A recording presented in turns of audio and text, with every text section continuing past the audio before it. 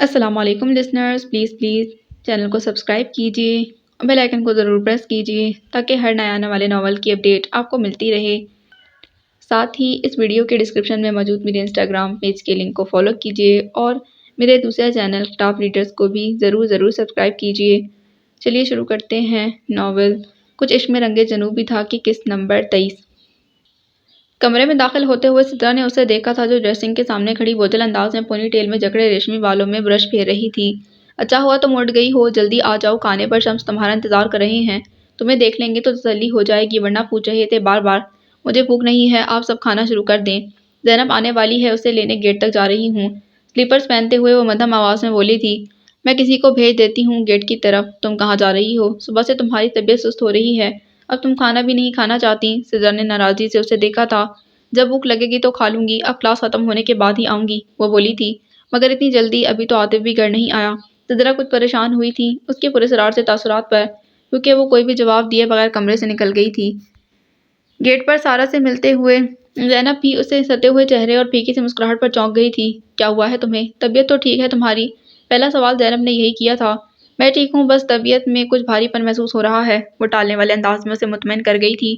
اچھا ہوا آج میں نے تمہیں جلدی بلا لیا، 3-4 دن جو مس ہو گئے ہیں تمہارے کور ہو جائیں گے، ہماری بھی پریکٹس ہو جائے گی، مومو کے پوشن کی جانب بڑھتے ہوئے بولی تھی۔ سارا، اتنے دن ہو گئے مجھے یہاں آتے ہوئے، مگر ایک بار بھی تم نے مجھے شیز سے نہیں ملوایا۔ زینب کی ایک دم ہی شکایت پر اس نے گہری سانس لی تھی۔ تم نے دیکھا ہوا تو ہے اسے، وہ بولی تھی۔ بس 1-2 بار سے جھلک نظر آئی تھی، اب وہ سامنے آئیں گے تو بھی میں پہچان نہیں سکوں گی۔ یاد رکھنے کے لیے ایک جھلک ہی کافی ہوتی ہے، مگر تمہارا دھیان اپنے منگیتر کی طرف سے ہٹے تو کسی کو پہچانو، سارا نے ہلکی سی مسکراہٹ کے ساتھ کہا تھا۔ میرے سامنے اس کا ذکر مت کیا کرو۔ زینب کے ناگوار لہجے پر سارا حیران نہیں ہوئی تھی، مگر بغور اس کے چہرے کے تاثرات کو ضرور دیکھا تھا۔ یہ اتفاق ہی ہے کہ جب تم آئی ہو وہ ارد گرد ہی نہیں تھا کہ تمہیں اس کا دیدار کرواتی۔ ویسے پبلک پراپرٹی تک رسائی حاصل کرنا کسی کے لیے مشکل نہیں۔ اس کے تلخ لہجے پر زینب دنگ ہوئی تھی۔ کیا مطلب ہے تمہارا؟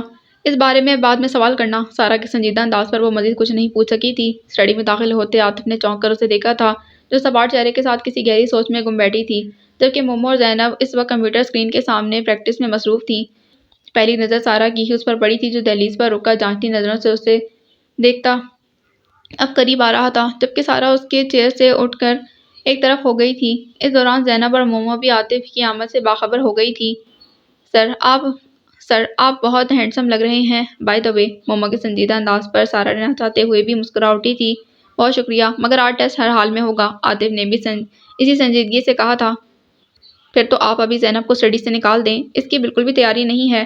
مومو کے مشورے پر عاطف نے بامشکل مسکراہٹ چھپاتے ہوئے زینب کے شرمندہ چہرے پر ایک نگاہ ڈالی تھی۔ آپ تیاری کر کے کون سا تیر مار لیتی ہیں؟ کم از کم زینب کے ٹیسٹ تو بہتر ہوتے ہیں۔ عاطف کے کہنے پر سارا نے مسکراتی نظروں سے زینب کو دیکھا تھا، جسے اب یقین نہیں آیا تھا کہ عاطف نے اس کی تعریف کی ہے۔ ایسا کرتے ہیں، ٹیسٹ منڈے تک ملتوی کرتے ہیں، عاطف نے مومو کو پرسکون کیا تھا۔ اور زینب، اگر کل آپ جلدی آ سکتی ہیں تو سارا اور مومو آپ کی تیاری میں مدد کریں گی، کافی پروجیکٹس آپ نے مس کر دیے ہیں۔ عاطف نے براہ راست زینب کو سوالیہ نظروں سے دیکھا تھا۔ یہ بالکل آئے گی، ویسے بھی کل ہی کا تو دن ہے، آپ بھی گھر میں ہوں گے، ضرورت ہوئی تو آپ بھی مدد کے لیے ہوں گے، زینب سے پہلے ہی مومو نے کہا تھا۔ ٹھیک ہے تو پھر ابھی سے تیاری شروع کر دو، اور سارا تم ذرا آؤ۔ دروازے کا رخ کرتے اس نے خاموش کھڑی سارا کو مخاطب کیا تھا۔ دوسری جانب وہ کچھ حیران ہوتی عاطف کے کمرے سے ٹیرس پر اس کی تقلید میں آ گئی تھی۔ بیٹھو، عاطف کے اشارے پر اس کے سامنے ہی کرسی پر بیٹھ گئی تھی۔ اب جلدی سے بتاؤ کیا پرابلم ہے؟ تمہارے چہرے سے صاف ظاہر ہو رہا ہے کہ تم ٹھیک نہیں ہو۔ عاطف نے بغور اس کے چہرے کی سنجیدگی کو دیکھا تھا۔ ایسا شاید اس لیے آپ محسوس کر رہے ہیں کہ میری طبیعت کچھ بہتر نہیں۔ یہ بہانے میں سننا نہیں چاہتا، جو حقیقت ہے وہ بتاؤ۔ عاطف کے قطعی لہجے پر وہ خاموشی سے ٹیبل کی سطح پر نظر جمائے ساکت بیٹھی تھی۔ ایک بار پھر عاطف کا دہرایا گیا سوال بھی اس کی خاموشی کو نہیں توڑ سکا تھا۔ اگر تم کچھ نہیں بتاؤ گی تو مجبوراً شیز کو یہاں بلانا پڑے گا۔ آپ اسے یہاں کیوں بلائیں گے؟ وہ پوچھ رہی تھی۔ کیونکہ مجھے لگ رہا ہے کہ تم اس کی وجہ سے ڈسٹرب ہو، آپ کا اندازہ غلط ہے، وہ بولی تھی۔ ٹھیک ہے، تم کہتی ہو تو مان لیتا ہوں، ویسے بھی اپنے کسی ذاتی معاملے میں تم مجھے کیوں انوالو کرو گی؟ عاطف کے کچھ شکایتی لہجے پر اس کے کچھ کہنے کے لیے لب کھولے تھے، مگر پھر خاموشی کے ساتھ جانے کے لیے اٹھ کھڑی ہوئی تھی۔ ویکینڈ تھا، اس لیے گھر کے بچے بڑے اطمینان کے ساتھ اپنے اپنے مشغلوں میں مگن تھے۔ سب لڑکے اپنی الگ محفل جمائے بیٹھے تھے۔ یہ چہل پہل اسے بیزار کر رہی تھی، مگر مومو زبردستی اسے کمرے سے نکال کر باہر لے آئی تھی، لیکن اب ان سب میں گھل مل نہیں سکی تھی۔ بظاہر ان سب کے ساتھ بیٹھی وہ بالکل الگ تھلگ تھی۔ دوسری جانب مین گیٹ کے قریب ہی اس وقت شیس اپنے کزن کے ہمراہ کار کا بونٹ کھولے کچھ درست کرنے میں مگن تھا جب کان کے پردے پھاڑ دینے والی اپنے نام کی پکار پر وہ چونک کر گیٹ کی طرف پلٹا تھا جہاں موجود شان کی طرف سارا کا متوجہ ہونا بھی لازمی تھا۔ کان پکڑ کے شان نے معذرت طلب نظروں سے شیس کو دیکھا تھا اور پھر دوبارہ سارا کو جلدی گیٹ کی طرف آنے کا اشارہ دیا تھا۔ شیس کی چھٹی حس نے بھی ایک اشارہ دیا تھا جو وہ سارا سے پہلے خود گیٹ کی سمت بڑھ گیا تھا۔ کنٹرول رکھیے گا، شان کی مسکراتی آواز پر وہ بڑھتی ناگواری کے ساتھ گیٹ سے باہر نکل گیا تھا۔ کار سے برآمد ہوتے اس مقناطیسی شخصیت رکھنے والے بندے کو دیکھتے ہوئے اس کے اعصاب مزید تن گئے تھے، مگر پھر بھی زبردستی چہرے پر ہلکی سی مسکراہٹ لاتے ہوئے اس نے عاشر سے مصافحہ کیا تھا۔ مجھے بہت خوشی ہوتی ہے جب ڈرائیونگ کے دوران جہاں نظر اٹھاؤ تمہارا چہرہ نظر آتا ہے، عاشر نے گرم جوشی کے ساتھ کہا تھا۔ جواباً وہ بس مسکرا کر پیچھے ہٹتے ہوئے عاشر کے ساتھ ہی اس کی طرف متوجہ ہوا تھا جس کے چہرے کا رنگ باہر آتے ہی اڑ چکا تھا۔ آپ یہاں کیوں رکے ہیں؟ اندر کیوں نہیں آئے؟ بمشکل مسکراتے وہ بول سکی تھی۔ رات کا وقت دیکھو کیا ہو رہا ہے، امی کا تمہیں معلوم ہے ذرا دیر ہو گئی تو کالز آنی شروع ہو جائیں گی، ابھی تو میں بس تمہیں یہ دینے کے لیے آیا تھا۔ بولتے عاشر نے 2 شاپرز اسے تھمائے تھے۔ اشنا کی فرمائش پر میں تم دونوں کی فیورٹ شاپ سے سویٹس وغیرہ لینے گیا تھا اور ایسا کیسے ہو سکتا ہے کہ تمہیں بھول جاتا؟ یہ ضروری تو نہیں تھا کہ آپ میرے لیے اتنی زحمت اٹھاتے۔ اپنی پشت پر چپتی نظروں کو مسلسل محسوس کرتے ہوئے سارا کی آواز حلق میں ہی اٹکنے لگی تھی۔ یہ کیا بول رہی ہو تم؟ ہر بار فرمائش کر کے یہ سب منگواتی ہو، آج خود لے آیا ہوں تو تم فارمل ہو رہی ہو۔ عاشر نے کچھ ناراضی سے اسے دیکھا تھا۔ میں نے ویسے ہی کہہ دیا تھا، آپ ناراض مت ہوں، وہ گڑبڑا کر بولی تھی۔ ٹھیک ہے نہیں ہوتا ناراض، اب اللہ حافظ کہہ دو جلدی سے۔ اللہ حافظ، اس کی عزت پر وہ مسکرائی تھی۔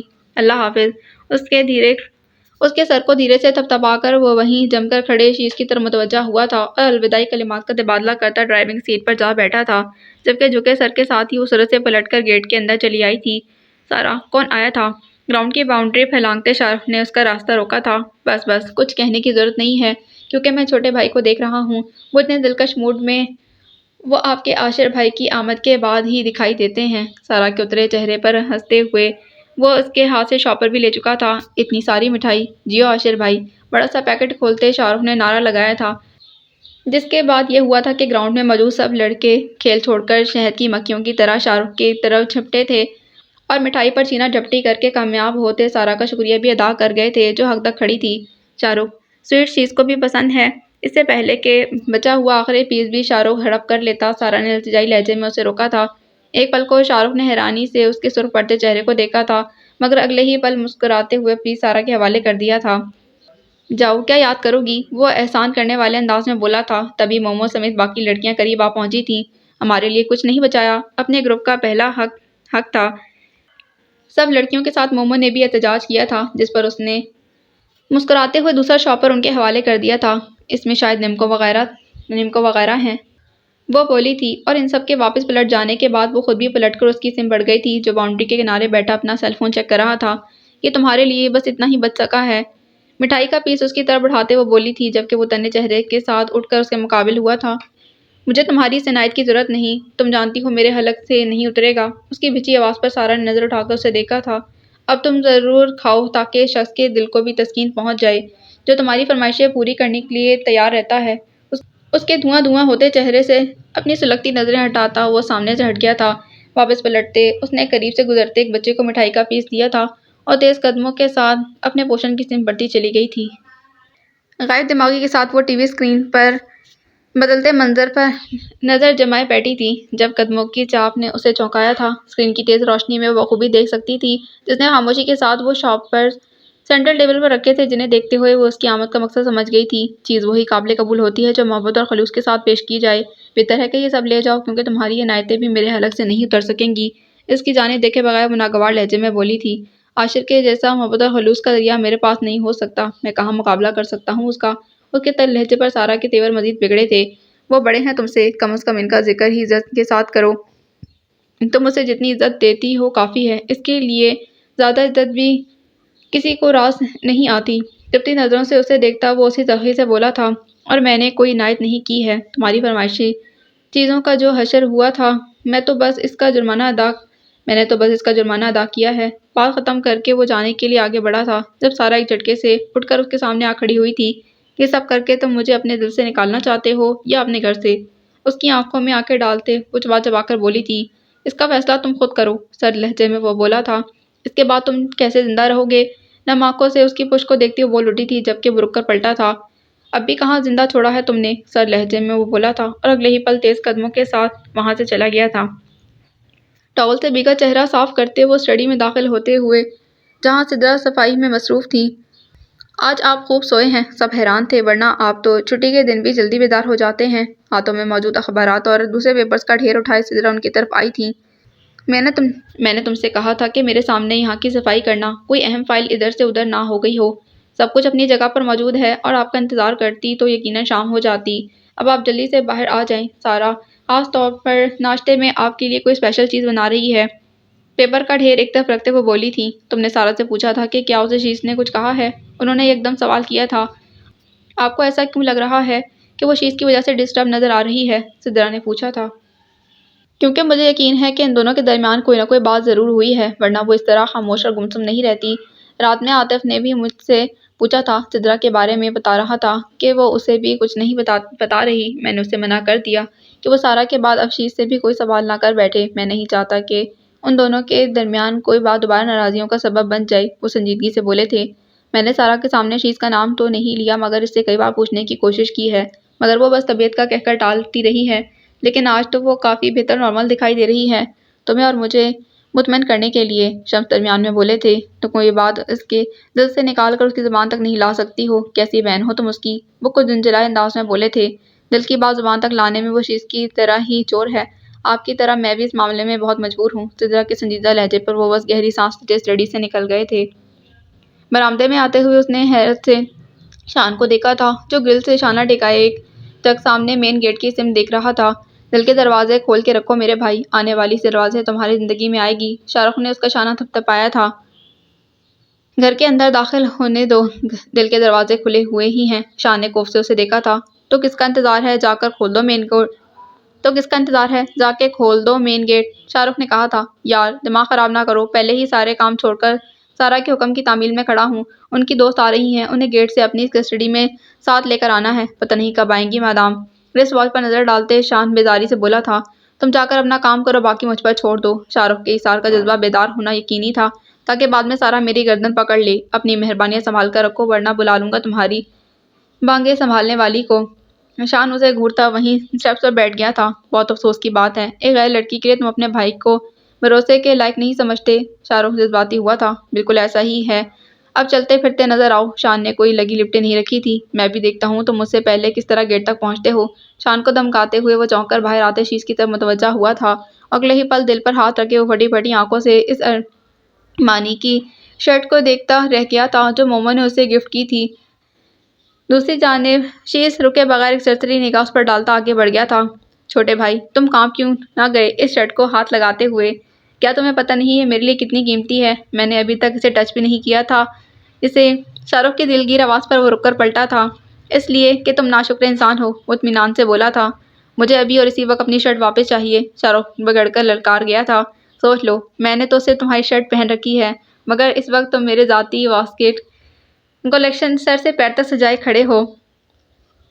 شیز کے سنجیدہ لہجے پر چھپی دھمکی پر شان نے بے ساختہ ہنستے ہوئے شاہ رخ کو دیکھا تھا، جو خونخوار نظروں سے دور جاتے شیز کو گھور رہا تھا۔ کرسی پر آرام سے نیم دراز ہونے والے انداز میں اس نے پیر ٹیبل پر رکھے تھے اور سیل فون سے کنیکٹ ایئر پیس لگا کر آنکھیں مون لی تھیں۔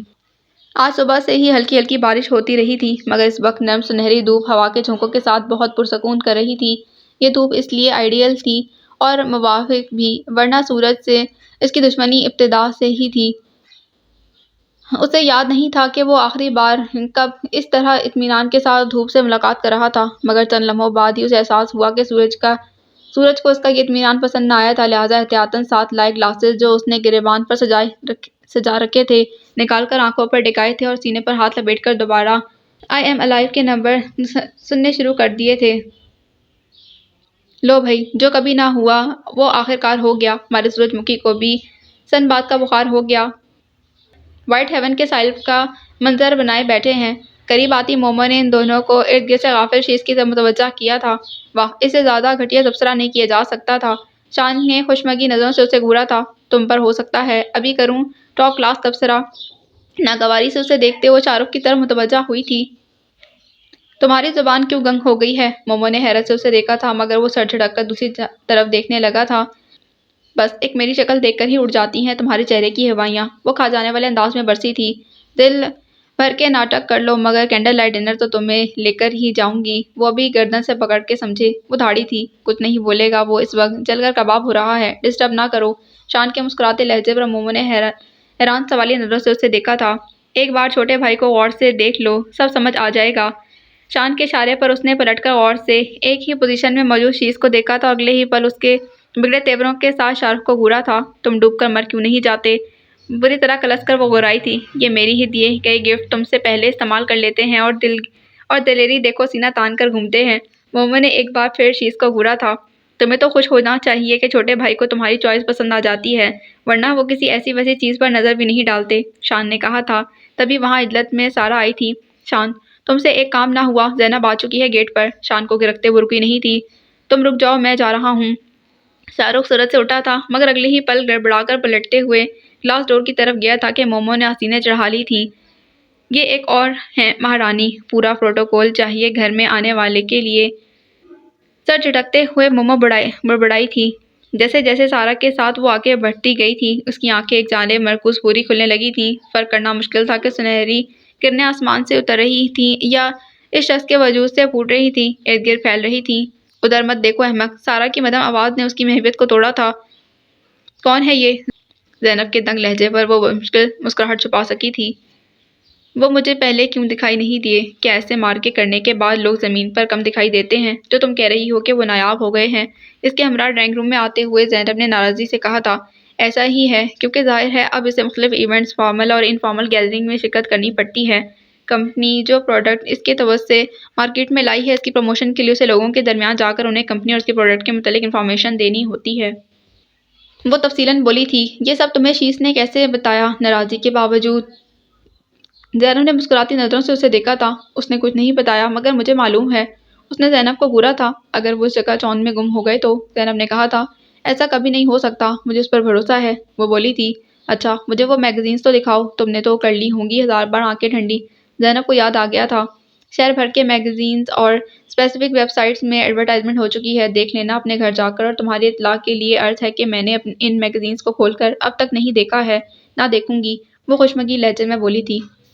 کمرے میں داخل ہوتے ہوئے عاطف نے حیرت سے بیڈ کی سمت دیکھا تھا جہاں مومو اور سارا 3 گھنٹے لگاتار پریکٹس کے بعد شاید تھک کر گہری نیند سوئی نظر آ رہی تھیں۔ الٹے قدموں وہ واپس کمرے سے نکل جانا چاہتا تھا جب یکدم ہی رک کر اسے اسٹڈی کے کھلے دروازے کی سمت متوجہ ہونا پڑا تھا جہاں سے مسلسل کسی کی سیل فون پر آنے والی کال کی تیز ٹون گونجتی جا رہی تھی۔ چند لمحوں تک وہ رکا رہا مگر پھر اسٹڈی کی جانب بڑھ گیا۔ حیرت کے ساتھ عاطف نے اسے دیکھا تھا جو کمپیوٹر کی روشن اسکرین کی طرف متوجہ نہیں تھی۔ اس کی نظریں اپنے بیگ پر جمی تھیں جس میں موجود سیل فون ایک بار پھر چیخ رہا تھا، جبکہ اس کے سفید پڑتے چہرے پر خوف کے کچھ ایسے تاثرات عاطف کو نظر آئے تھے جیسے بیگ میں سیل فون کی آواز نہیں بلکہ سانپ کی پنکاریں ابھر رہی ہوں۔ ایک بار پھر سناٹا پھیل چکا تھا۔ اسٹک کی مخصوص آواز پر وہ کرنٹ کھا کر اپنی جگہ سے اٹھی تھی جبکہ اس کے چہرے پر پھیلی وحشت نے عاطف کو مزید حیران پریشان کر دیا تھا۔ آپ کو بھی کچھ دیر بریک لینا چاہیے، عاطف نے کہا تھا جبکہ وہ بس وحشت زدہ نظروں سے اسے دیکھ کر رہ گئی تھی اور بالکل بھی نارمل نہیں لگ رہی تھی۔ زینب، آپ کی طبیعت بہتر ہے؟ اس کی ساکت نظریں اور وجود نے عاطف کو صحیح معنوں میں پریشان کیا تھا، ورنہ زینب نے تو کبھی چند منٹ بھی اسے نظریں نہیں ملائی تھی۔ ابھی عاطف اسی ششپنج میں تھا کہ رکے یا پلٹ جائے کہ زینب کے بیگ میں رکھا سیل فون دوبارہ چیخنے لگا، لیکن اس بار زینب نے کانپتے ہاتھوں کے ساتھ مگر تیزی سے سیل نکال کر اسے مکمل آف کر دیا تھا۔ اور عاطف نے اس کے بے انتہا زرد ہوتے چہرے کو دیکھا تھا۔ کس کی کال تھی جسے آپ ریسیو نہیں کرنا چاہتی تھیں؟ عاطف کے لہجے میں کب ناگواری در آئی تھی وہ بھی نہیں جان سکا تھا۔ دوسری جانب اب وہ سر جھکائے ساکت تھی۔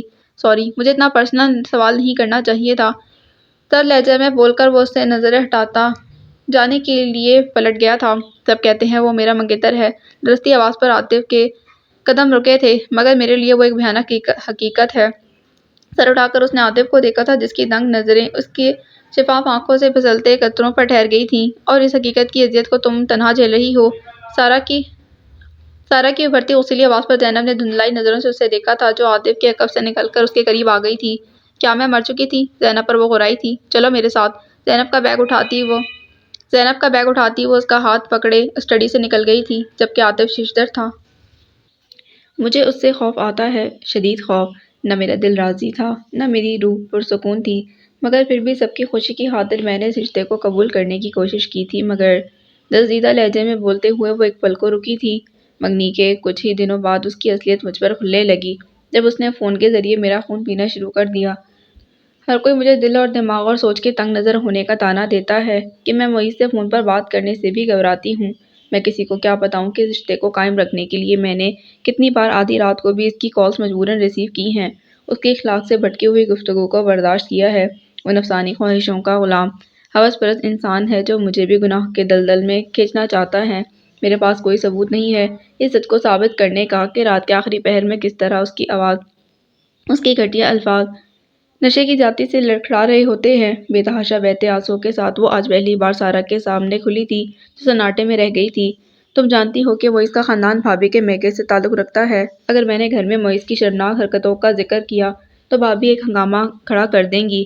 پہلے ہی وہ مجھے طعنے دیتی رہتی ہیں کہ ان کی وجہ سے میری شادی اتنے اونچے خاندان میں ہوگی، مگر میں پھر بھی خوش نہیں ہوں۔ زبان کھول کر تم یہ سب طعنے ان کے ہی منہ پر مار دو، انہیں بھی تو معلوم ہو کہ وہ اونچا خاندان کس قدر واہیات ہے۔ سارا نے شدید ناگواری سے کہا تھا۔ کس قدر بد فطرت شخص ہے وہ، صرف منگنی ہوئی ہے تو یہ حال ہے، خدا نخواستہ نکاح ہو جاتا تو کیا جلوے دکھاتا وہ۔ محرم نامحرم کو تو چھوڑو، اسے تو شاید انسانیت کے معنی بھی معلوم نہیں ہیں۔ تم مجھے اس کا نمبر دو، میں اس کا دیکھنا کیا حشر کرتی ہوں۔ سارا غصیل انداز میں بولی تھی۔ نہیں، میں تمہیں اس غلیظ انسان سے رابطہ نہیں کرنے دوں گی، وہ اس قابل نہیں ہے کہ کوئی شریف عزت دار عورت اس سے کلام کر سکے، زینب نے دہل کر کہا تھا، جبکہ سارا نے اپنا سر ہاتھوں میں تھام لیا تھا۔ کیا سوچ رہی ہو؟ اس کی خاموشی پر زینب نے پوچھا تھا۔ سوچ رہی ہوں کہ تمہاری بزدلی نے جن حالوں میں تمہیں پہنچایا ہے اس سے کیسے نجات دلاؤں۔ اگر تم مجھے پہلے بتا دیتی تو اس طرح کھٹ نہ رہی ہوتی۔ مجھے تو یہ سمجھ نہیں آ رہا کہ اتنا سب کچھ تم نے کس طرح چھپایا ہے مجھ سے۔ وہ ایک بار پھر غصے میں بھڑکی تھی۔ اب رونے کا کوئی فائدہ نہیں، بس اتنا یاد رکھو کہ اب کسی بھی صورت میں خود کو اس شخص کی تسکین کا سامان نہ بننے دوں۔ اپنا نمبر چینج کرو، وہ نمبر صرف میرے پاس ہونا چاہیے۔ اس شخص سے ہر قسم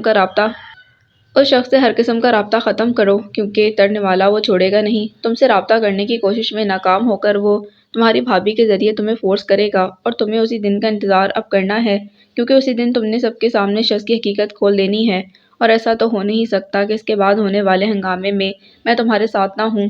تمہیں ہمت کرنی پڑے گی اپنے لیے، اپنی زندگی کو برباد ہونے سے بچانے کے لیے۔ تم اپنی جگہ ثابت قدم رہو، اللہ کبھی تمہیں اندھیروں میں نہیں جانے دے گا۔ اتنا یقین رکھو کہ جب تم نہیں چاہو گی، کوئی تمہاری زندگی کا فیصلہ تم پر زبردستی نہیں تھوپے گا۔ تم سمجھ رہی ہو؟ سارا نے اسے سمجھاتے ہوئے پوچھا تھا۔ ہاں، مجھ سے غلطی ہوئی کہ میں تم سے بھی سب چھپاتی رہی، زینب نے کہا تھا۔ اب بالکل بھی پریشان نہ ہو، ذہن پر کوئی دباؤ نہ رکھو۔ لڑکی ہو تو اس کا مطلب یہ ہے کہ گھر والوں کی تسلی کے لیے اپنی عزت داؤ پر لگا دو گی۔ خوش رہو، اپنی روح کو ہر فکر سے آزاد چھوڑ دو، اور بس تھوڑا انتظار کرو۔ اس شخص سے مکمل نجات میں تمہیں دلا کر رہوں گی، کیونکہ اس شخص کو تلافی کا موقع دینا ایک بے وقوفانہ حرکت ہوگی، اور تمہارے لیے صورتحال پہلے سے زیادہ خطرناک بھی۔ تم متفق ہو مجھ سے؟ سارا نے پوچھا تھا۔ بالکل، تمہارا ایک ایک لفظ میرے دل کا ترجمان ہے۔ زینب نے گہری سانس لے کر اسے دیکھا تھا۔ چلو اب میں چائے لے کر آتی ہوں، اطمینان کے ساتھ بیٹھو۔ زین تمہیں لینے کے لیے آنے والا ہوگا، اور کل ٹیسٹ کے لیے بالکل فریش آنا، ورنہ مار کھاؤ گی مجھ سے بھی اور عاطف سے بھی۔ اس کے دھمکانے والے انداز پر زینب مسکرائی تھی۔ رات کافی گزر چکی تھی جب وہ محفل برخاست کرتا اپنے پوشن کی طرف آیا تھا۔ ابھی وہ گرز بند ہی کر رہا تھا جب سیل فون پر آنے والی کال ریسیو کرتے اس کی رگوں میں خون کھولنے لگا۔ لگتا ہے شرافت کی زبان تمہاری سمجھ میں نہیں آتی، وہ ناگوار لہجے میں بولا تھا۔ تم تو میری آواز سنتے ہی بھڑک اٹھتے ہو یار، اور مجھے دیکھو تمہاری تڑپ نے مجھے کس قدر بے چین کر رکھا ہے۔ رضی کا انداز فحش تھا۔ ترس آتا ہے مجھے تم سے زیادہ تمہارے ماں باپ پر، جنہیں خود نہیں معلوم ہوگا کہ ان کی اولاد جانور سے بھی بدتر زندگی گزار رہی ہے۔ ابھی بھی وقت ہے، سدھر جاؤ، ورنہ دونوں جہان میں ذلیل و خوار ہو جاؤ گے، شیش نے بمشکل ضبط کرتے ہوئے کہا تھا۔ میری فکر مت کرو دوست، کیونکہ اب تم میری ضد بن گئے ہو، رضی نے ڈٹائی کی حد کی تھی۔ دوست مت پکارو مجھے اپنی غلیظ زبان سے، دنیا سے پہلے میں خود پر لعنت بھیجتا اگر تم جیسا شخص میرا دوست ہوتا، وہ بھڑکنے والے انداز میں بولا تھا۔ میں پھر کہوں گا میری آفر پر غور کرو، 4 دن کی زندگی ہے، انجوائے کرو، 4 دن کی زندگی گزرنے دو، چمڑی گوشت سے الگ ہوگی تب شروع ہوگی تمہاری انجوائمنٹ، سیاہ دھبا ہو تم مردانگی کے نام پر۔ تو پھر کب آ رہے ہو؟ میں تمہارا انتظار کر رہا ہوں۔ رضی نے جیسے کچھ سنا ہی نہیں تھا۔ دعا کرو کہ میرا تمہارا آمنا سامنا نہ ہو، ورنہ میں چاہوں تو اسی وقت تم پر دھاوا بول دوں، پھر نکلیں گے تمہارے ارمان ٹارچر سیل میں اور پوری ہوں گی حسرتیں۔ اس کے خونخوار لہجے پر رضی کی مکروہ ہنسی گونجی تھی۔ صرف تمہاری عزت دار فیملی کا لحاظ ہے مجھے، ورنہ یہ تم بھی جانتے ہو کہ میرے لیے کوئی مشکل نہیں 2 منٹ میں تمہارا منہ کالا کرنا ساری دنیا کے سامنے۔ اب بھی اگر تم باز نہیں آئے تو یاد رکھنا میں اپنی اوقات پر آ گیا تو مجھ سے زیادہ برا انسان تمہیں اس دنیا میں کہیں نہیں ملے گا۔ میں بھی تمہاری اوقات دنیا کے سامنے لا کر رہوں گا۔ تم دیکھنا اب میں کیا کرتا ہوں۔ مجھ پر ہاتھ اٹھا کر تم نے اپنی زندگی کی بہت بڑی غلطی کی ہے۔ اس بار رضی سانپ کی طرح پھنکارا تھا۔ تم جیسے اب نارمل پر ہاتھ اٹھانا اگر غلطی ہے تو یہ غلطی میں بار بار کروں گا۔ جاؤ جو کرنا ہے کرو، پمفلٹ تقسیم کرو، لاؤڈ سپیکر لے کر سڑکوں پر نکل جاؤ، ایک ایک بندے کو پکڑ کر میری حقیقت بتاؤ۔ محنت تمہاری رائے گاہ نہیں جائے گی۔ مکمل پاگل ہونے کا سرٹیفکیٹ میں خود تمہیں دلواؤں گا، یہ میرا وعدہ ہے تم سے۔ شیش نے اطمینان کے ساتھ مشورہ دیا تھا۔ بالکل، میرے بھی کچھ یہی خیالات ہیں تمہارے بارے میں۔ رضی کے کسی گھٹیا جملے پر وہ جواباً بولا جس کے بعد رضی خود ہی لائن ڈسکنیکٹ کر گیا تھا۔ یا اللہ، اس شیطان کو راہ راست پر لے آ، ورنہ یہ تو اپنے لیے جہنم کی آگ دہکا چکا ہے۔ گرلز کا لاک لگاتے ہوئے زیر لب بولا تھا اور پھر پلٹتے ہوئے چونک اٹھا تھا۔ تاریکی میں وہ اسے گلاس ڈور کے پاس نظر آ رہی تھی اور یقیناً شیش کی گفتگو بھی سن چکی تھی۔ کس سے بات کر رہے تھے تم؟ گلاس ڈور کا لاک لگاتے ہوئے اسے سارا کا سوال سنائی دے گیا تھا، جسے مکمل نظر انداز کرتا ہوا ایک نگاہ بھی اس پر ڈالے بغیر وہاں سے چلا گیا تھا۔ بھابی، آپ کے کزن تشریف لائے ہیں۔ لاؤنج میں اس وقت وہ شمس کے ساتھ ہی موجود تھی جب شان نے آ کر اطلاع دی تھی۔ کون؟ عاشر آیا ہے؟ سدرا نے پوچھا تھا۔ ان کے علاوہ اور کون ہو سکتا ہے؟ سدرا کی گود سے شہری کو اٹھاتے ہوئے بولا تھا۔ کہاں ہے وہ؟ شمس نے پوچھا تھا۔ باہر رکے ہوئے ہیں چھوٹے بھائی کے پاس۔ انہیں دیکھتے ہی چھوٹے بھائی کا موڈ اتنا خوشگوار ہو گیا ہے کہ میری تو نظریں ہی ان کے چہرے سے نہیں ہٹ رہی تھیں۔ شان کے شرارتی لہجے پر شمس نے مسکراتے سدرا کو دیکھا تھا جو مسکراہٹ چھپائے شان کو گھور رہی تھی۔ اشنا کے رشتے کے لیے کل کچھ لوگ آ رہے ہیں۔ پھپھو نے فون پر مجھے آنے کی تاکید کی تھی۔ میرا جانا تو مشکل ہوگا مگر سارا کو جانا پڑے گا، عاشر اسے ہی لینے آیا ہوگا، سدرا نے شمس کو بتایا تھا۔ جلدی آ جانا ورنہ میں بور ہو جاؤں گی، اس کے ہمراہ باہر آتی مومو نے تاکید کی تھی۔ باؤنڈری کے پاس ہی شیش کے ہمراہ کھڑے عاطف نے اشارے سے اسے اپنی طرف بلایا تھا جو وہ سیدھی اس کی طرف گئی تھی۔ کل کی کلاس کا کیا ہوگا؟ خبردار جو کل غائب ہوئی تم، عاطف نے مصنوعی سختی سے کہا تھا۔ جانا ضروری ہے اور فکر نہ کریں میں کہیں غائب نہیں ہونے والی، کل آپ کی اسٹڈی میں ہی نظر آؤں گی، وہ مسکراتے ہوئے بولی تھی۔ ٹھیک ہے اب جاؤ جلدی، تمہارے کزن باہر انتظار کر رہے ہیں، عاطف نے کہا تھا، جس پر اللہ حافظ کہتے سارا نے ایک الوداعی نظر اس پر ڈالی تھی جو لاتعلق نظر آنے کی کوشش میں دوسری طرف متوجہ تھا۔ کوئی بات نہیں، اسے اس طرح مت گھورو، وہ کہہ تو رہی تھی کہ جانا ضروری ہے، آ جائے گی کل تک۔ عاطف نے مسکراتی نظروں سے اس کے چہرے کے تنے ہوئے تاثرات کو دیکھا تھا۔ جانا ضروری تھا یا نہیں اس کا مجھے معلوم نہیں، مگر اتنا ضرور معلوم ہے کہ وہ جان پر بھی جانے کے لیے اس شخص کو انکار نہیں کر سکتی جو گیٹ کے باہر موجود ہے۔ شیش کے شدید ناگوار لہجے پر عاطف نے حیران نظروں سے اسے دیکھا تھا اور پھر الجھ کر اس جانب جہاں سارا مومو کا ہاتھ پکڑے گیٹ کے قریب پہنچ چکی تھی۔ گیٹ کے اندر داخل ہوتے شاہ رخ نے ایک نظر مومو پر ڈالی تھی جو باؤنڈری پر بیٹھی اب اس کی طرف ہی متوجہ تھی۔ صورت سے وہ اس پر سے نظر ہٹاتا قدموں کی رفتار تیز کر گیا تھا مگر مومو بھی کسی چھلاوے کی طرح اس کے ہم قدم ہو چکی تھی۔ بن جاؤ میرا سایہ تاکہ دونوں سب کی نظروں میں آ جائیں، کون بھگتے گا تمہارے بھائیوں کو؟ ان کے ساتھ میرے بھی بھائی مل گئے تو پہنچ جاؤں گا میں برزخ میں۔ چور نظروں سے ارد گرد دیکھتے ہوئے وہ اسے گھرک رہا تھا جسے کسی کی پرواہ نہیں تھی۔ سنو، میں 5 اسٹار کے علاوہ کسی اور ہوٹل میں قدم نہیں رکھوں گی، وہ انسنی کیے ڈٹائی سے بولی۔ 5 اسٹار میں ایک روم بھی ریزرو کروا لوں اگر آپ کا حکم ہو تو، شاہ رخ نے خوشمگی نگاہ اس پر ڈالی تھی۔ سچ کہہ رہے ہو؟ مومو کی خوشگوار حیرانی پر شاہ رخ نے ایک نگاہ پھر اس کے کھلے ہوئے چہرے پر ڈالی تھی اور اگلے ہی پل ہنسی چھپانے کے لیے سر جھکاتا چلتا رہا تھا جبکہ مومو خود بھی بمشکل ہنسی روکتی ادھر ادھر دیکھنے لگی تھی مگر کوئی متوجہ نظر نہیں آیا تھا۔ ڈیٹ کے نام پر باہر کھانا کھلانے پر تو جان جا رہی ہے تمہاری اور بات کر رہے ہو ہوٹل میں روم لینے کی، مومو نے مسکراتے ہوئے اسے دیکھا تھا۔ چیلنج مت کرو، اگر عمل کر لیا میں نے تو اس ڈیٹ کے بعد تم ڈیٹ کے نام سے ہی بے ہوش ہو جاؤ گی، شاہ رخ نے کہا تھا۔ دیکھتے ہیں کون بے ہوش ہوتا ہے، میں یا تم، وہ نخوت سے کچھ اترا کر بولی تھی مگر یکدم چونک کر برابر سے گزرتے شان کو دیکھا تھا۔ ابھی جا کر بڑے بھائی کو بتاتا ہوں کیا پلاننگ چل رہی ہے، شان نے دھمکایا تھا اور اگلے ہی پل مومو سے بچتے ہوئے بھاگا تھا۔ اس کے پیچھے ہی برآمدے میں آتے ہوئے مومو نے رک کر ایک طرف رکھا وائپر اٹھایا تھا۔ کیا کر رہی ہو، بخش دو اسے، یہ اعلان کر دے گا، شاہ رخ نے التجائی انداز میں مومو سے وائپر لینا چاہا تھا۔ یہ کیا اعلان کروائے گا؟ میں اس کے اعلان مسجدوں میں کرواؤں گی۔ شاہ رخ سے وائپر چھیننے کی کوشش کرتے اس نے خونخوار نظروں سے شان کو گھورا تھا جو گلاس ڈور کے عقب سے جھانک رہا تھا۔ ارے جاؤ، شکل دیکھو اپنی، اور 5 اسٹار میں ڈنر کے خواب دیکھ رہی ہو، شان نے مزید اسے جلایا تھا۔ میس نے رک ذرا، تل ملا کر شاہ رخ کو پیچھے دھکیلتی وہ سرپٹ بھاگتے شان کے پیچھے بھاگی تھی۔ کمرے میں آتے ہوئے سدرا نے کچھ چونک کر انہیں دیکھا تھا جو بیڈ گراؤنڈ سے پشت لگائے ٹی وی کی طرف متوجہ تھے۔ وہ حیران نہ ہوتی اگر ٹی وی آن ہوتا۔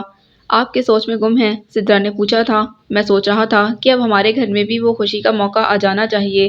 تم سمجھ رہی ہو میں کیا کہنا چاہ رہا ہوں؟ وہ سنجیدہ مبہم سے لہجے میں بولے تھے۔ میں بالکل سمجھ رہی ہوں۔ سدرا مسکراتے ہوئے بیڈ کے کنارے بیٹھی تھی۔ تو پھر تمہارا کیا خیال ہے؟ وہ ہلکی سی مسکراہٹ کے ساتھ بولے تھے۔ میرا خیال بھی آپ کی سوچ کی طرح اچھا ہے، مگر فی الحال تو اس کے لیے انتظار کرنا پڑے گا۔ شیز کے خطرناک قسم کی ناراضگی ڈکی چھپی نہیں ہے۔ مجھے نہیں لگتا کہ ابھی ان حالات میں کسی نئی تبدیلی کی امید رکھنا ٹھیک ہوگا۔ اس بار وہ سنجیدگی سے گویا ہوئی تھی۔ شاید تم ٹھیک کہہ رہی ہو، مگر ایسا بھی تو ہو سکتا ہے کہ اس نئی تبدیلی کا سن کر اس کی ناراضگی کا اختتام ہو جائے۔ وہ بولے تھے۔ آپ بتائیں، آپ کیا چاہتے ہیں؟ سدرا نے مسکراتی نظروں سے انہیں دیکھا تھا۔ میں چاہتا ہوں کہ تم مجھ سے بات کرو۔ مجھے پورا یقین ہے کہ اس معاملے سے اپنی ناراضی کو دور ہی رکھے گا وہ۔ شمس بولے تھے۔ ٹھیک ہے، آپ کہتے ہیں تو میں موقع دیکھ کر شیز سے بات کرتی ہوں۔ ویسے یہ اچانک اس وقت آپ نے کیسے سوچا اس بارے میں؟ تم نے اشنا کا ذکر کیا تھا، اس کے رشتے وغیرہ کے بارے میں، تو بس اسی وقت سارا کو دیکھ کر مجھے بھی یہ خیال آ گیا۔ ویسے بھی جب اسے اسی گھر میں رہنا ہے تو بہتر ہے، اب اس کا منصب بھی اس گھر میں قائم ہو جانا چاہیے۔ تم جانتی ہو شادی کی سب سے زیادہ خوشی مجھے ہوگی۔ وہ مسکراتے ہوئے بولے تھے۔ آپ جانتے ہیں یہ میری حسرت تھی کہ سارا کے بارے میں کبھی آپ کے یہ جملے سن سکوں۔ وہ بولی تھی۔ سدرا، جتنی محبت تم اپنی بہن سے کرتی ہو اتنی محبت کا دعویٰ تو میں نہیں کر سکتا، مگر شاید مجھے اس کی قدر تم سے زیادہ ہے کیونکہ اسے میرے بھائی کی بہت قدر ہے۔ وہ گہری سنجیدگی سے بولے تھے۔ باؤنڈری کے پاس ہی وہ عاطف کے ساتھ باتیں کرتا گراؤنڈ میں بھی نظر ڈالتا جا رہا تھا جہاں شاہ رخ نے تہیا کر رکھا تھا، نہ کھیلے گا نہ کھیلنے دے گا۔ کچھ دیر پہلے ہی اس کے ساتھ کھیلتے اپنے کزن سے کسی بات پر انبن ہو گئی تھی۔ تم نے بال میرے حوالے نہیں کی تو اب اٹھا کر گراؤنڈ سے باہر پھینک دوں گا، ایک لڑکے نے فائنل دھمکی دی تھی۔ شاہی، کیا مسئلہ ہے تمہارے ساتھ؟ شیز نے آواز لگا کر متوجہ کیا۔ خواہ تنگ کر رہا ہے چھوٹے بھائی، اسے آ کر باہر نکالیں، شان نے جھنجھلا کر شکایت کی تھی، مگر اگلے ہی پل کرا اٹھا تھا جب شاہ رخ اس کی گردن بازو میں دبا کیا تھا۔ دوسری جانب شیز پلک جھپکتے ہی گراؤنڈ کے اندر تھا۔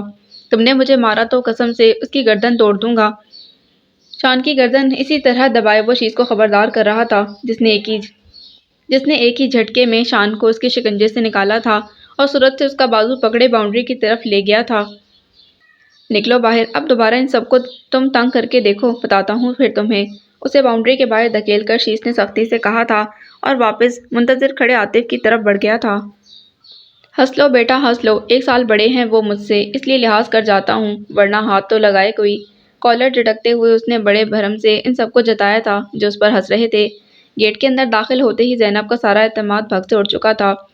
حالانکہ اس نے کل ہی سارا سے کہہ دیا تھا کہ وہ اسے گیٹ تک لینے نہ آئے، مگر اسے تنہے تنہا اتنے سارے اجنبی چہروں کی رونق کے درمیان سے گزرنا محال لگ رہا تھا۔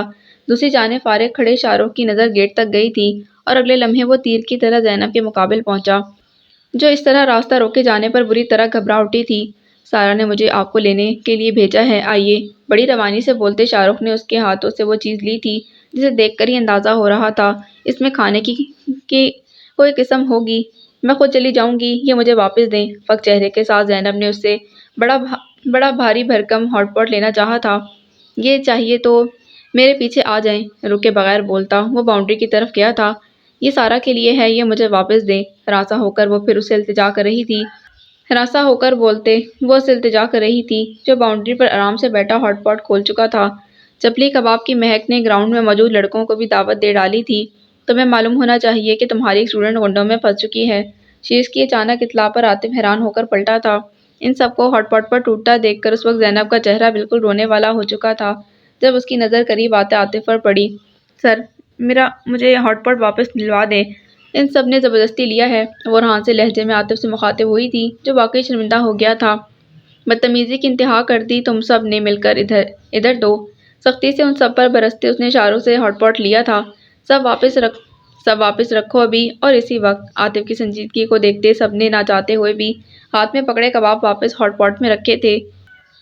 کسی کے منہ سے نوالا چھیننا غلط حرکت ہے، شاہ رخ منمنایا تھا۔ اور تم جو کسی کی چیز چھین لائے ہو اس کے بارے میں کیا خیال ہے؟ عاطف نے اسے گھرکا تھا۔ تم بھی واپس رکھو۔ عاطف نے شان کو گھورا جس نے عاطف کی ہدایت پر اب تک عمل نہیں کیا تھا، مگر اب کباب ہاٹ پاٹ میں رکھتے اس نے رک کر عاطف کو دیکھا تھا اور اگلے ہی پل ہاتھ واپس کھینچ کر سالم کباب منہ میں رکھ لیا تھا۔ اس کے ساتھ ہی سب کے اونچے ہوتے بھیانک قہقہ پر زینب کے ہوش اڑے تھے، جبکہ عاطف کو اپنی ہنسی زینب سے چھپانے کے لیے چند لمحوں کے لیے رخ موڑنا پڑا تھا۔ میں ان سب کی طرف سے معذرت کرتا ہوں، جو بچا ہے اس پر صبر کر لو۔ عاطف نے سنجیدہ ہوتے ہوئے ہاٹ پاٹ زینب کے حوالے کیا تھا۔ میں اتنی محنت سے سارا کے لیے بنا کر لائی تھی۔ ہاٹ پاٹ کی حالت دیکھ کر زینب صدمے کے ساتھ بولی تھی۔ عاطف، کس کے لیے آئے تھے یہ کباب؟ عقب سے ابھرتی آواز پر عاطف نے پلٹ کر اسے دیکھا تھا، جو کچھ فاصلے پر باؤنڈری کے کنارے بیٹھا تصدیق مانگ رہا تھا۔ سن تو چکے ہو، سارا کے لیے، عاطف نے مسکراتے لہجے میں کہا تھا، جبکہ وہ سرعت سے اٹھ کر قریب آیا تھا۔ یہ مجھے دے کر شکریہ کا موقع دیں گی آپ؟ بہت سنجیدگی کے ساتھ شیش نے حیران کھڑی زینب سے ہاٹ پاٹ واپس لیا تھا۔ تم سب واپس آ جاؤ، جو کباب بچے ہیں سب کھا کر ختم کرو۔ شیش نے اشارے سے سب لڑکوں کو واپس بلایا تھا۔ یہ کیا حرکت کی ہے تم نے؟ عاطف نے ہنستے ہوئے پوچھا تھا، جبکہ وہ اسی سنجیدگی کے ساتھ حد تک کھڑی زینب کی طرف متوجہ ہوا تھا۔ بہت شکریہ، زینب سے مخاطب ہوتا وہ واپس اپنی جگہ پر جانے کے لیے مڑا تھا، مگر اگلے ہی پل بس ایک لمحے کے لیے اس پر نظر ساقط ہوئی تھی، جو سپاٹ چہرے کے ساتھ کچھ ہی فاصلے پر رکی ہوئی تھی۔ مجھ سے کوئی شکایت مت کرنا، جو ہے سب تمہارے سامنے ہے۔ عاطف نے مسکراتی نظروں سے اس کے بگڑے تاثرات کو دیکھا تھا۔ شکایت تو آپ سے ہی ہے، آپ کی موجودگی میں اتنا سب کیسے ہو گیا؟ میری دوست کا نہ کسی سے لینا نہ دینا، سر جھکائے آتی ہے اور اسی طرح چلی جاتی ہے۔ آج میں اس کے ساتھ نہیں تھی تو سب نے مل کر اس بیچاری کو گھیر لیا اور آپ بھی ان سب میں شامل ہو گئی۔ وہ شدید ناراضگی کے ساتھ بولی تھی۔ کوئی بات نہیں سارا، مجھے برا نہیں لگا، اور سر نے تو ان سب کو ڈانٹا بھی تھا۔ زینب نے مدھم آواز میں سارا کو شانت کرنا چاہا تھا۔ ہاں وہ تو میں دیکھ چکی ہوں۔ ایک تیز نگاہ اس نے شیش پر ڈالی تھی، جو اپنے سیل فون کی طرف متوجہ رہا تھا۔ اچھا اب ناراضگی ختم کرو، زینب دوبارہ تمہاری فرمائش پوری کر دیں گی۔ مجھے سمجھ نہیں آ رہا تم اتنی بات سن کیوں رہے ہو؟ شیش یکدم ہی کچھ ناگوار لہجے میں عاطف سے مخاطب ہوا تھا، مگر سارا کے چہرے پر غصیلے تاثرات پھیل چکے تھے۔ آپ دونوں چلیں، میں آ رہا ہوں۔ عاطف نے فوراً ہی سنجیدگی سے ہدایت کی تھی، جس پر وہ ایک سلگتی نگاہ شیش پر ڈالتی زینب کے ساتھ واپس جانے کے لیے پلٹ گئی تھی۔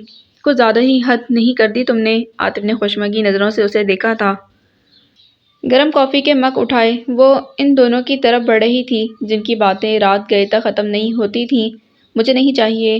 کافی کا دوسرا مگ سارا نے اس کے سامنے ٹیبل پر رکھا تھا، جب وہ نظر میں لائے بغیر سرد لہجے میں بولا تھا، میں تنہا کافی نہیں پیوں گا، اسی لیے خاموشی سے مگ اٹھا لو۔ سنجیدہ لہجے میں عاطف نے جیسے تنبیہ کی تھی اور پھر خاموش کھڑی سارا کو دیکھا تھا۔ تم ذرا بیٹھو، مجھے تم سے کچھ بات کرنی ہے۔ عاطف کے کہنے پر وہ سوالیہ نظروں سے اسے دیکھتی کرسی پر بیٹھ گئی تھی۔ تم نے مجھے بتایا نہیں کہ زینب کے ساتھ کیا مسئلہ ہے؟ میں تو اب تک حیران ہوں کہ وہ اپنے منگیتر سے خوفزدہ کیوں نظر آ رہی تھی۔ عاطف کے استفسار پر وہ حیران ضرور ہوئی تھی کہ اسے توقع نہیں تھی عاطف اس بارے میں کوئی سوال کرے گا۔ بہرحال ڈھکے چھپے لفظوں میں وہ زینب کے حوالے سے سارا معاملہ بیان کر گئی تھی۔ یہ تو بہت غلط ہوا ہے۔ اس کے ساتھ خاموش رہ کر وہ مزید اپنے ساتھ زیادتی کر رہی ہے۔ عاطف نے کہا تھا، یہی تو میں سمجھاتی رہی ہوں اسے، مگر اتنا تو آپ محسوس کر چکے ہوں گے کہ وہ کسی قسم کی دلیری کا مظاہرہ نہیں کر سکتی۔ سارا نے کہا تھا، حالانکہ اسے کرنا چاہیے، وہ ایک اچھی لڑکی ہے اور یہ سب ڈیزرو نہیں کرتی جو ہوا ہے۔ عاطف کے سنجیدہ لہجے پر وہ یکدم ہی کچھ چونکی تھی۔ آپ کو لگتا ہے مجھے اس کے لیے کچھ کرنا چاہیے؟ وہ پوچھ رہی تھی۔ تم کیا کر سکتی ہو؟ عاطف نے حیران نظروں سے اسے دیکھا تھا۔ بس دیکھتے جائیں، کچھ نہ کچھ تو اب کرنا ہی پڑے گا۔ معنی خیز مسکراہٹ کے ساتھ وہ کچھ اس طرح بولی کہ شیش بھی چونک کر اسے دیکھنے لگا، جو اب وہاں سے جا رہی تھی۔ کیا ہوا ہے اسے؟ عاطف نے حیرانی کے ساتھ شیش سے پوچھا تھا۔ پتہ نہیں، مگر تمہاری ہمدردی کتنی مہنگی پڑے گی تمہیں، یہ معلوم ہے مجھے، وہ سنجیدگی سے بولا تھا۔ کیا مطلب ہے تمہارا؟ عاطف نے الجھی نظروں سے اسے دیکھا تھا، جو خاموشی کے ساتھ کافی کے سپ لینا شروع کر چکا تھا۔